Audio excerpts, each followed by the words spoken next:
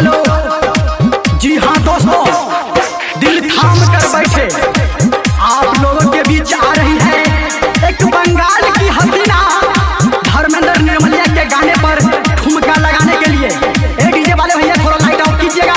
DJ Sumit Satish रईमा। सही से छौड़ी नाच उमर छौआ खन काच, सही से छौड़ी नाच उमर छौआ खन काच, नहीं तो धक्के छौड़ा लटक तहुगे असाते जब तोरा पटक तहुगे पटक तहुगे लटक तहुगे पटक तहुगे लटक तहुगे, नहीं तो धक्के छौड़ा लटक तहुगे असाते जब तोरा पटक तहुगे असाते जब तोरा पटक तहुगे।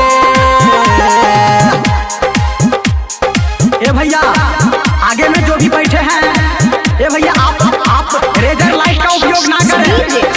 भैया आप रेजर लाइट वाले भैया थोड़ा रेजर लाइट अपना बंद कीजिए।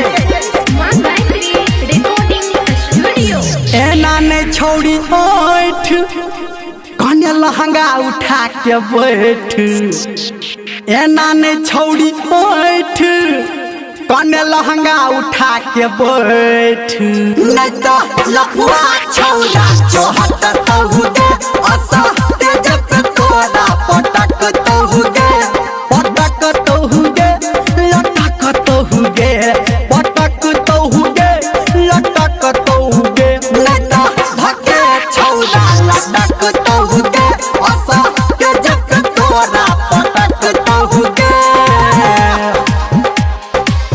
हाँ तो आप हैं शहर लपा गुरु जी, आपके तरफ से हमारे छमिया का नाच देखकर 101 रुपया आया है।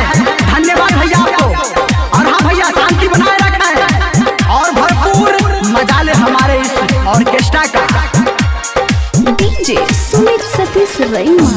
करे नहीं लट लट छौरा में छौरी सट, करे नहीं लट लट छौरा में कने सट, नहीं तो फूला लगा लू के कट तहुगे असाते जब छौरा पटक तहुगे पटक तहुगे लटक तहुगे पटक तहुगे लटक तहुगे, नहीं तो फूला लगा लू छौरा कट तहुगे असाते जब तोरा लटक तहुगे असाते जब छौरा पटक तहुगे।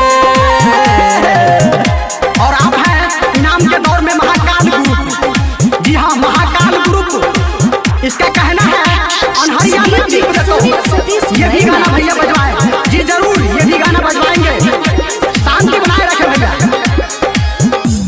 मानी ले हमर बात धर्मेंद्र के चल साथ, मानी ले हमर बात निर्मलिया के चल साथ, नहीं तो चोली चर चर फट तहुगे असाते जब छौरा लटक तहुगे लटक तहुगे पटक तहुगे फट तहुगे फट तहुगे, नहीं